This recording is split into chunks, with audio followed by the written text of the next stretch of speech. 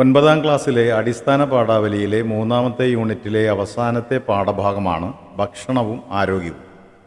നമ്മുടെ ഭക്ഷണം നമ്മുടെ നാട്ടിൽ. ആഗോള അഗ്രി ബിസിനസ്സിന് പ്രാദേശിക ബദലുകൾ എന്ന വിവർത്തന ഗ്രന്ഥത്തിൽ നിന്നെടുത്ത പാഠഭാഗമാണ് ഭക്ഷണവും ആരോഗ്യവും. ആഗോള ഭക്ഷ്യവ്യവസ്ഥയെക്കുറിച്ചും അതുണ്ടാക്കുന്ന പ്രതിസന്ധികളെക്കുറിച്ചും ഈ പാഠഭാഗം ചർച്ച ചെയ്യുന്നു. ആഗോള ഭക്ഷ്യവ്യവസ്ഥ ആഗോള ചികിത്സാ വ്യവസായികൾക്ക് കൂടുതൽ ഉപഭോക്താക്കളെ ഉണ്ടാക്കിക്കൊടുക്കുന്നുവെന്ന് പാഠഭാഗത്തിൽ നിന്ന് മനസ്സിലാക്കാൻ കഴിയും. എന്നാൽ ആരോഗ്യത്തിന് ഏറ്റവും പ്രധാനമായിട്ടുള്ള പ്രാദേശിക ഭക്ഷ്യവ്യവസ്ഥ നാം തിരിച്ചറിയേണ്ടതുണ്ട്. ഇത്തരം ഓർമ്മപ്പെടുത്തൽ ഈ പാഠഭാഗം മുന്നോട്ട് വയ്ക്കുന്നു. ഇനി നമുക്ക് പാഠഭാഗത്തിലെ ചോദ്യോത്തരത്തിലേക്ക് കടക്കാം. അതിലെ ആദ്യത്തെ ചോദ്യം, ആഗോള ഭക്ഷ്യവ്യവസ്ഥയ്ക്ക് ഒരൊറ്റ ലക്ഷ്യം മാത്രമേ ഉള്ളൂ. ലേഖനത്തിലെ ഈ നിരീക്ഷണത്തിൻ്റെ അടിസ്ഥാനം എന്താണ് ചർച്ച ചെയ്യുക. നാം കഴിക്കുന്ന ഭക്ഷണങ്ങൾ നമ്മുടെ ശരീരത്തിൻ്റെ പ്രവർത്തനങ്ങളെ സ്വാധീനിക്കുന്നുണ്ട്. എന്നാൽ ആരോഗ്യരംഗത്ത് നമ്മൾ കൈവരിച്ച നേട്ടങ്ങളെ മുഴുവൻ പിന്നോട്ടടിക്കും വിധം കൃത്രിമ നിറങ്ങളും രാസപദാർത്ഥങ്ങളും ഉപയോഗിച്ച് നിറവും രുചിയും പൊലിപ്പിച്ച് വിൽപ്പനയ്ക്കെത്തിക്കുന്ന ഒരു വിഭാഗം നമ്മുടെ സമൂഹത്തിലുണ്ട്. ഈ ആഗോള ഭക്ഷ്യവ്യവസ്ഥയുടെ ലക്ഷ്യം ആഗോള ചികിത്സാ വ്യവസായികൾക്ക് കൂടുതൽ രോഗികളെ ഉണ്ടാക്കിക്കൊടുക്കുക എന്നതാണ്. ഫാസ്റ്റ് ഫുഡ് വ്യവസായത്തിൻ്റെ ആധിപത്യ കാലത്താണ് നമ്മൾ ജീവിക്കുന്നത്. അതിനാൽ കരുതലോടെ ജീവിക്കുക എന്നുള്ളത് വളരെ പ്രധാനമാണ്. പാശ്ചാത്യവൽക്കരണത്തിൻ്റെയും ആഡംബരഭ്രമത്തിൻ്റെയും കമ്പോളവൽക്കരണത്തിൻ്റെയും സ്വാധീനത്തിൽ കൈവിട്ടു പോകുന്ന ആരോഗ്യരംഗത്തെ തിരികെ പിടിക്കാൻ ഒറ്റ മാർഗമേ ഉള്ളൂ: പ്രാദേശിക ഭക്ഷ്യ വ്യവസ്ഥയെ പ്രോത്സാഹിപ്പിക്കുക എന്നുള്ളതാണ്. മറ്റൊരു ചോദ്യം, ആഗോള ഭക്ഷ്യവിപണി എങ്ങനെയാണ് കുട്ടികൾ ഉൾപ്പെടെയുള്ള സമൂഹത്തെ വിവിധ ഭക്ഷ്യവിഭവങ്ങളുടെ ഉപഭോക്താക്കളാക്കി മാറ്റുന്നത്? സ്വ അനുഭവങ്ങളുടെ കൂടി വെളിച്ചത്തിൽ പരിശോധിക്കുക. ഫാസ്റ്റ് ഫുഡ് വ്യവസായത്തിൻ്റെ ആധിപത്യകാലത്താണ് നാം ജീവിക്കുന്നത്. കമ്പോളവൽക്കരണത്തിൻ്റെ പ്രധാന ലക്ഷ്യം ലാഭമാണ്. അവിടെ ആരോഗ്യം അവർക്ക് പ്രധാനമല്ല. ഒരിക്കൽ കഴിച്ചാൽ വീണ്ടും കഴിക്കണമെന്ന് തോന്നുന്ന ഭക്ഷ്യവസ്തുക്കൾ അവർ വിപണിയിലെത്തിക്കുന്നു. ഇവ ആകർഷകം എന്ന് മാത്രമല്ല, നിറം, മണം, രുചി എന്നിവയിലും മുന്നിലായിരിക്കും. ലോകത്തിന് മുഴുവൻ ഒരേ രുചി പ്രദാനം ചെയ്യാൻ കൊക്കോകോളയ്ക്കും പെപ്സിക്കും കഴിയുന്നത് അതുകൊണ്ടാണ്. പ്രാദേശികമായി ലഭിക്കുന്നതും ഗുണപരവുമായ കരിക്കിൻ വെള്ളം നമ്മുടെ നാവിന് രുചിയില്ലാത്തതായി മാറുകയും ആ സ്ഥാനത്ത് ഇത്തരം ആഗോള പാനീയങ്ങൾ പ്രിയപ്പെട്ടതായി മാറുകയും ചെയ്യുന്നു എന്നുള്ളതാണ് വസ്തുത. മറ്റൊരു ചോദ്യം, കേരളത്തിൻ്റെ ചക്ക ജർമ്മനിയിലും ഹിറ്റ്. കേരളത്തിൻ്റെ ചക്ക ജർമ്മൻ മാധ്യമങ്ങളിൽ വൻ വാർത്തയായി മാറി.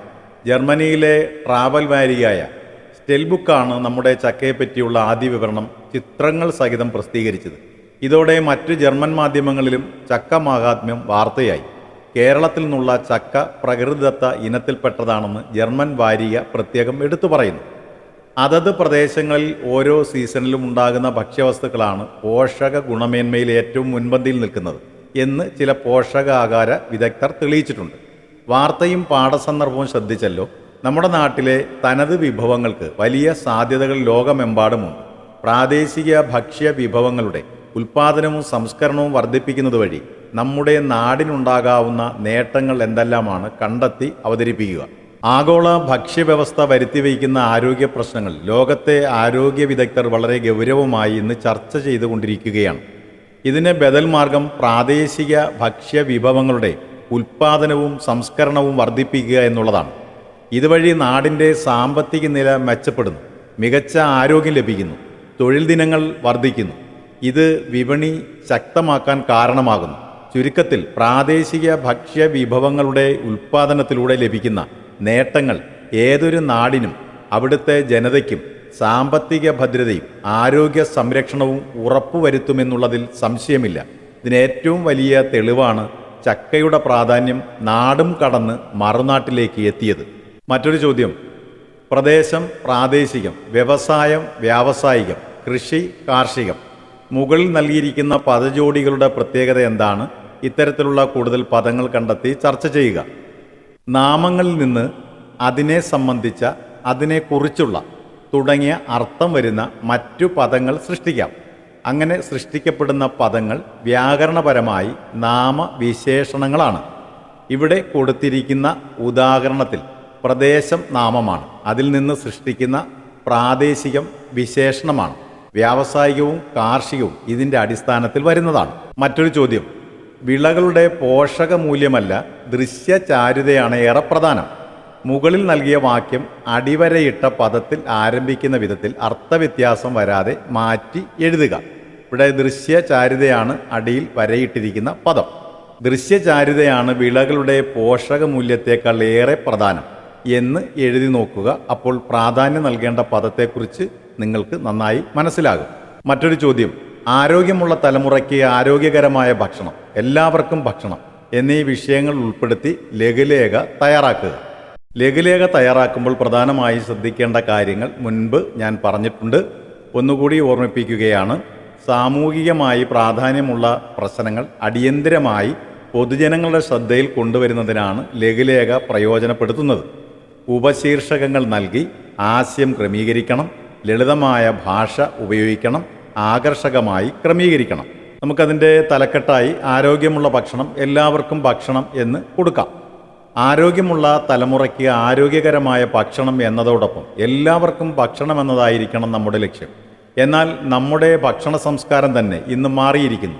ഇത് നമ്മുടെ നിലനിൽപ്പിനെ ചോദ്യം ചെയ്യും എന്നുള്ളത് കൊണ്ട് തന്നെ വസ്തുതകൾ തിരിച്ചറിയേണ്ടതുണ്ട്. മാറുന്ന ഭക്ഷണ രീതി, അതും ഒരു തലക്കെട്ടായി കൊടുക്കാം. കഴിഞ്ഞ കാലങ്ങളിൽ നമ്മുടെ ഭക്ഷണ രീതി പരിശോധിച്ചാൽ പ്രാദേശിക ഭക്ഷ്യവ്യവസ്ഥയെ ആയിരുന്നു നാം ആശ്രയിച്ചിരുന്നത്. എന്നാൽ ഇന്ന് നാം ആഗോള ഭക്ഷ്യവ്യവസ്ഥയുടെ ഭാഗമായി മാറിക്കഴിഞ്ഞു. ഇത്തരം വ്യവസായികൾ, സൂപ്പർ മാർക്കറ്റുകാർ നടത്തുന്ന പരസ്യ പ്രചാരണങ്ങളിൽ നമ്മൾ അറിയാതെ പെട്ടുപോകുന്നു. ഭക്ഷ്യവസ്തുക്കളുടെ നിറം, ആകൃതി, വലിപ്പം, രുചി എന്നിവയിൽ ഇതുമൂലം മാറ്റം വന്നിട്ടുണ്ട്. ഇതിൻ്റെ അപകടം നാം തിരിച്ചറിയേണ്ടതുണ്ട്. മറ്റൊരു തലക്കെട്ടായി കൊടുക്കാവുന്നതാണ് മാറുന്ന ഭക്ഷണ രീതിയും അവ വിളിച്ചു വരുത്തുന്ന രോഗങ്ങളും. ആഗോള ഭക്ഷ്യവ്യവസ്ഥ, ആഗോള ചികിത്സാ വ്യവസായികൾക്ക് ഇന്ന് കൂടുതൽ ഉപഭോക്താക്കളെ ഉണ്ടാക്കി കൊടുക്കുന്നുണ്ട്. അടുത്ത കാലത്ത് ആഗോള ഭക്ഷ്യ മാർക്കറ്റിൽ പ്രചാരം നേടിയ നിരവധി ഭക്ഷ്യവസ്തുക്കളുണ്ട്. കൃത്രിമ നിറങ്ങൾ, രാസപദാർത്ഥങ്ങൾ എന്നിവ ഉപയോഗിച്ച് നിറവും രുചിയും പൊലിപ്പിച്ച് വിൽപ്പന നടത്തുന്നവർക്ക് ലാഭം മാത്രമാണ് പ്രധാനം. എന്നാൽ ഇതിൻ്റെ ഉപയോഗം അപകടകരമായ രോഗങ്ങളിലേക്ക് ഉപഭോക്താക്കളെ എത്തിക്കുമെന്നുള്ളതാണ് സത്യം. ഇത് തിരിച്ചറിയാനും ആരോഗ്യം നിലനിർത്താനും നാം ഇത്തരം ഉൽപ്പന്നങ്ങളെ അകറ്റി നിർത്തേണ്ടതുണ്ട്. ശരിയായ ഭക്ഷണം, ശരിയായ ആരോഗ്യം, എല്ലാവർക്കും ഭക്ഷണം, ഇതായിരിക്കണം നമ്മുടെ ലക്ഷ്യം. മറ്റൊരു ചോദ്യം, കഴിഞ്ഞ കാൽ നൂറ്റാണ്ടിനിടെ മലയാളിയുടെ ഭക്ഷണ സംസ്കാരത്തിൽ കാതലായ മാറ്റം ഉണ്ടായി. പുതുതലമുറ പുതിയ ഭക്ഷണ പദാർത്ഥങ്ങൾ താല്പര്യം കാണിക്കുന്നു. ഇന്നത്തെ പല ഭക്ഷണ പദാർത്ഥങ്ങളും രോഗത്തെ ക്ഷണിച്ചു വരുത്തുന്നു. നൽകിയിരിക്കുന്ന സൂചനകൾ കൂടി പരിഗണിച്ച് മലയാളികളുടെ മാറുന്ന ഭക്ഷണശീലങ്ങൾ എന്ന വിഷയത്തിൽ മുഖപ്രസംഗം തയ്യാറാക്കുക. മുഖപ്രസംഗം നമ്മൾ പല തവണ തയ്യാറാക്കിയിട്ടുള്ളതാണ്. ഇവിടെ മലയാളികളുടെ മാറുന്ന ഭക്ഷണശീലങ്ങൾ എന്നുള്ളതാണ് തലക്കെട്ട്. ഇനി ഒരു ആമുഖമുണ്ടായിരിക്കും. ആഗോളീകരണം ലോകത്തെല്ലായിടത്തും പല മാറ്റങ്ങൾക്കും കാരണമായി. എല്ലാ മേഖലയിലും അതിൻ്റെ സ്വാധീനം കണ്ടെത്താനും കഴിയും. അതിൽ ഏറ്റവും പ്രധാനമായി ചർച്ച ചെയ്യേണ്ടത് നമ്മുടെ ഭക്ഷണത്തിൽ വന്ന മാറ്റമാണ്. ഇന്ത്യയിലെ തന്നെ മറ്റേതൊരു സംസ്ഥാനത്തേക്കാളും മലയാളി ഭക്ഷണകാര്യത്തിൽ വലിയ മാറ്റം വരുത്തി. അടുത്ത കാലത്ത് ആഗോള ഭക്ഷ്യ മാർക്കറ്റിൽ പ്രചാരം നേടിയ നിരവധി ഭക്ഷ്യവസ്തുക്കളുണ്ട്. കൃത്രിമ നിറങ്ങൾ, രാസപദാർത്ഥങ്ങൾ എന്നിവ ഉപയോഗിച്ച് നിറവും രുചിയും പൊലിപ്പിച്ച് വിൽപ്പനയ്ക്ക് എത്തിക്കുന്നവയാണ് ഇവയെല്ലാം. നിറവും മണവും രുചിയും എന്ന് മാത്രമല്ല, ആകർഷകമായി പൊതിഞ്ഞു വയ്ക്കുന്നവയിൽ വരെ നമ്മുടെ മനസ്സ് എത്തിപ്പെട്ടിരിക്കുന്നു. ഒരിക്കൽ കഴിച്ചാൽ വീണ്ടും കഴിക്കാൻ തോന്നുന്നവയാണ് ഇവയിൽ കൂടുതലും. പ്രാദേശിക ഭക്ഷണ വിഭവങ്ങളെ നാം ഇന്ന് പൂർണ്ണമായി ഉപേക്ഷിച്ചു വരികയാണ്. നമ്മുടെ പ്രാദേശിക ഭക്ഷണ വിഭവങ്ങളിൽ പലതും മറവിയിലേക്ക് പോയിരിക്കുന്നു. അവിടേക്കാണ് പുതിയ ഭക്ഷണ പദാർത്ഥങ്ങൾ കടന്നു വരുന്നത്.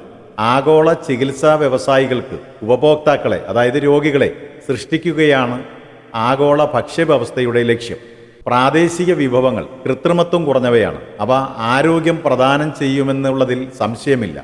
രുചിയല്ല പ്രധാനം, ആരോഗ്യമാണ് എന്ന തിരിച്ചറിവ് നമുക്കുണ്ടാകേണ്ടതുണ്ട്. അങ്ങനെയെങ്കിൽ മാത്രമേ ഇത്തരം മാറുന്ന ഭക്ഷണ സംസ്കാരത്തിൽ നിന്ന് നമുക്ക് രക്ഷ നേടാനും ആരോഗ്യം വീണ്ടെടുക്കാനും കഴിയും.